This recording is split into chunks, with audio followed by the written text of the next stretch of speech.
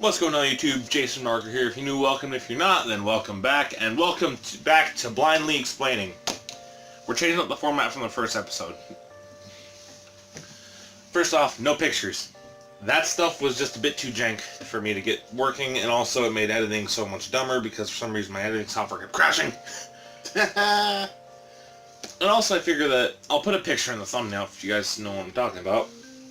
And with some of these, you need more than 3 pictures. Like with what I'm talking about today. So Travis, today you will be explained one of the things I've been dealing with for the last 10, 11 years of my life. I'm scared, but go on. I'm gonna bring you back to around 2008. A lot of things happened that year. A lot of stuff involving politics and people. What happened that year for me? Card games. Oh, so your lifelong addiction began there. Well, kinda. That is when I got my first proper Yu-Gi-Oh! Starter deck. I believe it was the 5D's Deck Builder's Toolkit, I think they called it. And it was a great thing. And that's gonna be involved in a second, but first I'm gonna start with the beginning of it all. 1996, four of us were born. Kazuki Takahashi makes Yu-Gi-Oh! Makes as just a manga about this kid who defeats people in games because they are corrupt. And then brutally murders them, if I remember correct. Yes, he does. Oh my. Yeah, that's how it is. But they're like, how do we market this to people? How do we make money? If it's just a manga. They realized, wait, they played this one game in a couple of comics called Duel Monsters. Turn it into a card game. And that's why Yu-Gi-Oh! Was born. What? Yeah. Yu-Gi-Oh! Was born to help them, market stuff. And they made a whole anime out of it. Oh, yeah. So let's talk about the card game for a second. Because that's what we're going to be talking about this episode. We're not talking about the anime. Nope. So essentially the card game started off with simple stuff. Normal monsters, effect monsters, which were sparse at the time. Spells, which were called magic cards in the game, but then, magic kind of got mad at them. Trap cards, and fusion monsters. Very basic stuff. Very simple stuff. Like, decks weren't based around, archetypes or anything. They were based around just, putting the strongest stuff you can in a deck. And that's how it was for a long while. And when you got to the GX era, you got fusion monsters being more prevalent than they were. And, decks were more based around the fusion mechanic, and also archetypes started to be created. Like the Gladiator Beasts and the Elemental Heroes and stuff like that. Then you get to 5Ds. This is where I'm going to start talking about the topic of this. I'm talking about what I want to call the evolution and de-evolution of Yu-Gi-Oh! Over the years. Oh boy. Now keep in mind, whenever I talk about a new card type, someone at the time of its release, a good group of people said, it's ruining the game, it's going to kill the game is going to die because X exists. Synchros were a new type of summoning mechanic. To put it simply, originally the first 2 summoning mechanics were, well, first 3 technically, normal summon, tribute summon, fusion summon. And special summoning with Monster Reborn and shit like that. Right. Normal summoning, you just summon a monster. Tribute summoning, if it's level 5 or 6, you tribute a monster. If it's 7 or higher, you tribute 2. Fusion summoning, you use card polymerization to fuse 2 cards into a card from your extra deck. Pretty simple. Yeah. 5Ds brought along this thing called synchro summoning. Essentially, they were white cards. Which, I should probably say the colors right now. Normal monsters are yellow. Effect are kind of like a yellow-brown. Spells are green. Traps are kind of magenta. And fusions are purple. These white cards, they had the level stars, and essentially what you had to do is use a tuner and 1 or more non-tuners that had the level total to that level. Okay. Like if you want some level 7, you can use a level 3 tuner and a level 4 non-tuner, or like a level 1 tuner and 2 level 3 non-tuners. Simple maths. Basic math. People thought this was going to kill the game at the time, because it was an easier way to summon monsters. You summon these strong monsters for nothing. And over the course of synchros existing, things got a bit more complicated. Tuner synchros existed, which means that they were both synchros and tuners at the same time. Some cards needed those specific ones to summon big monsters, which made it, more balanced.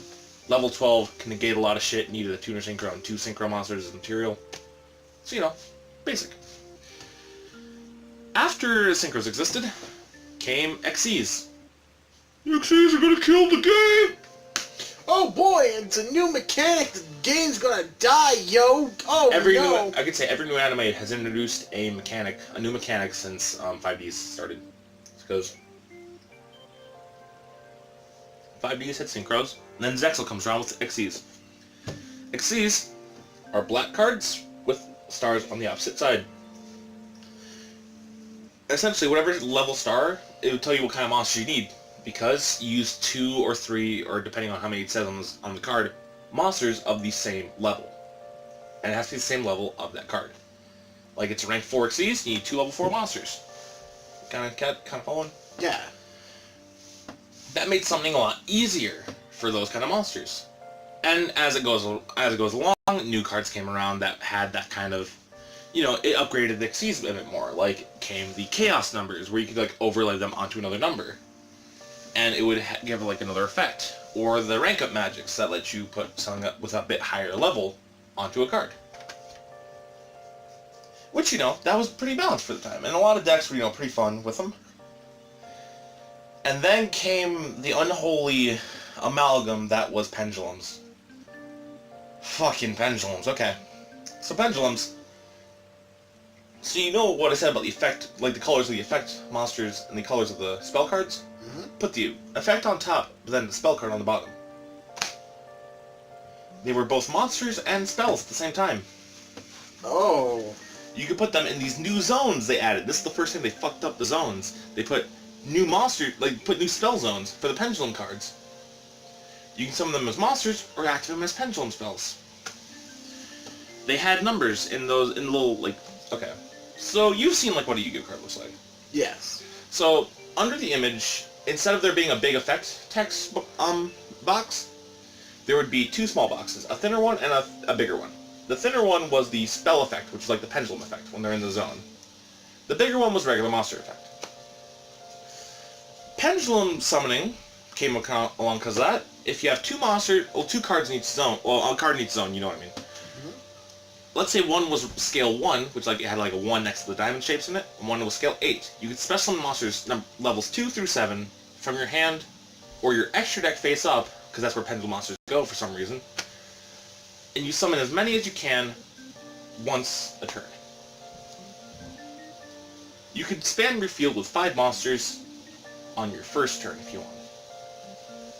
Well, that's ridiculous. Yep. And then the Xyz pendulum came across, where it was Xyz on top and pendulum on the bottom. And Synchro pendulum. Synchro on top, pendulum on the bottom. Fusion on top, pendulum on the bottom. Yeah. This mechanic almost broke the game at the time, because all the main decks were so overpowered because of it. This is why you don't just randomly add things. Well, they had to. You want to know why? They don't have set rotation like Magic or Pokemon. They only have the ban list. Oh dear. Yep. So they realized, oh wait, pendulums are too powerful. What do? I know. Let's cripple the entire game. Except for pendulums, Nope. right? Well, pendulum got crippled hard. Link summoning. I love link summoning. Everyone else hates it. To put it... That's because you're a hipster. No. If anything, if I was a hipster, I'd still be playing fucking Black Wings. I don't know what he means about that. Sure. You know who you are. Jacob. Hello, Jacob. So essentially... So, like, people have their, you know, where they stop playing in Yu-Gi-Oh! Like, with him, Mr. Jacob, I know you're watching, I'm gonna make you watch this. He doesn't really use Xyz a lot. Like, he kind of stopped with the synchros. Right. My girlfriend, she doesn't use pendulums at all. And she kind of just prefers using Xyz, synchro, fusion, that kind of stuff. Mm-hmm. I've kind of accepted all the summoning mechanics, because they're all kind of fun. But links are the most absurd. So, essentially... Imagine a regular Yu-Gi-Oh card, okay? Take away the level stars. Okay. Take away the defense points. Okay. Put a triangle in each corner of the artwork, and then one on the top middle, left middle, right middle, and bottom middle of the artwork. Now, these arrows signify link zones. They're link arrows. Depending on how many arrows there are, that's how many link material you need. If it's a link 3, you most likely need 3 material. Unless you use a link 2 monster along with it. Because the link 2, the 2 arrows become arrows of that one, and the third material can be whatever. Essentially, it's math again. If you want something to link 4 and you have a link 2 and a link 1 and a link 1, you can use all of them for the link 4 because 2 plus 1 plus 1 is 4. Does that consume the other ones, or...? Yes, you have to send the other ones to the grave to summon the big one. Okay. And essentially, the big thing with this is that they broke the board again. They took away the pendulum zones, they put them in the spell and trap card zones. To make it balanced. That's what they should have done in the first place. And then, they added 2 new monster zones. In between the 2 players' fields. Above the 2nd and 4th monster slots. You have to summon extra deck monsters there first. You can't summon any of them to your main monster zone to start off with. So spamming synchros, spamming pendulums, spamming any of that stuff, you can't do that anymore. You have to summon link monsters, and wherever their link arrows point, you can special summon extra deck monsters too. Essentially, they made it so that you have to, start making your field more tactical. To put it simply. I don't think I could understand if you put it any more complicated. I'm a very simple man. I mean, if I had the cards with me, I'd show you. But they're all upstairs, so...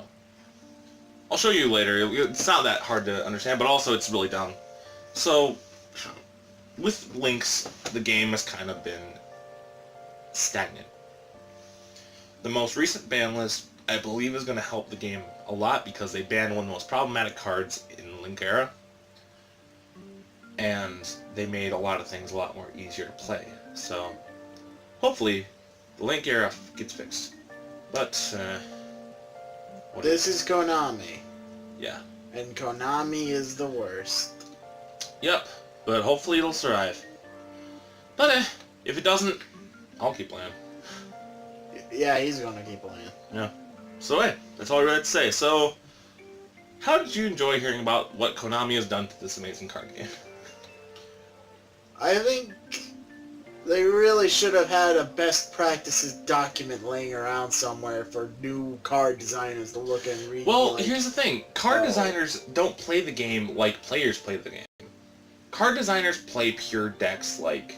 They'll play the decks as they see them to be played.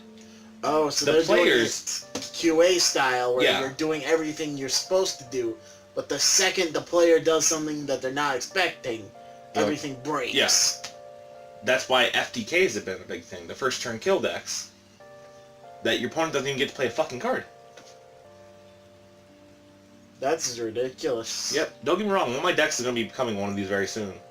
Essentially going to make it so the opponent has 1 card in their hand when their turn comes around, so... Yeah.